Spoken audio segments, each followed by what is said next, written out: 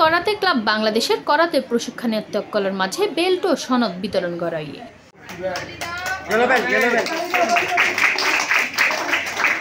শুক্রবার সেপ্টেম্বরের 26 তারিখ বিল্লা কক্সবাজার শহরের লাবণিয়ার ছড়া ইউনাইটেড করাতে ক্লাব বাংলাদেশের প্রশিক্ষণ কক্ষে ক্লাবের কক্সবাজার জেলা সভাপতি গোলাম ফারুক খান কাইসারের সভাপতিত্বে এই অনুষ্ঠান অনুষ্ঠিত হয়।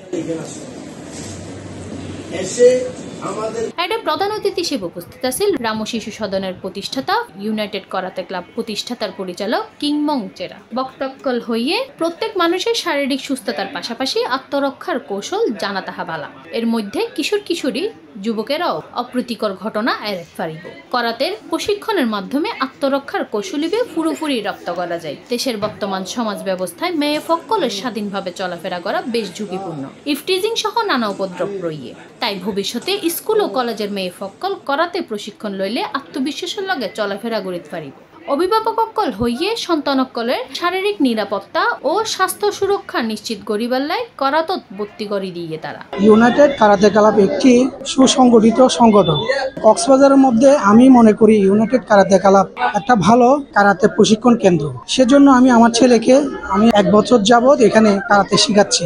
আমি মনে করি আমার ছেলের সুস্বাস্থ্যের জন্য এবং সে ভালোভাবে নিজেকে আত্মরক্ষা করতে পারবে, নিজেকে ভালো করে সমাজে ভালো হিসেবে উপস্থাপন করতে পারবো। শিক্ষার্থীসকল হইয়ে স্বাস্থ্য সুরক্ষা ও নিজের নিরাপত্তা রাখিবার লাই করাতর প্রয়োজন।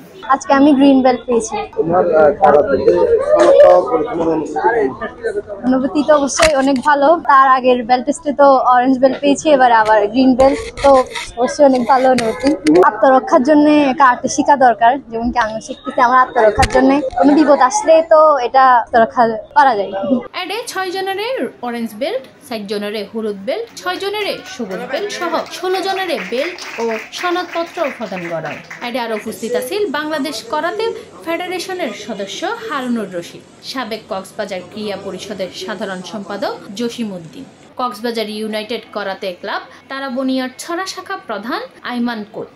আমাদের এখানে প্রায় 50 থেকে 55 জন শিক্ষার্থী রয়েছে। রবিবার, সোমবার, মঙ্গলবার আমরা এখানেই করাই। 2 দিন স্টেডিয়ামে। 5 দিনে আমরা প্র্যাকটিস করে থাকি। বাচ্চাদেরকে আমরা বাচ্চাদের মতোই ওদের মতোই করে আমরা প্র্যাকটিস করাই। বাচ্চাদের মনটা আমাদের বুঝতে হয় কাকে কিভাবে প্র্যাকটিস করাতে হয়।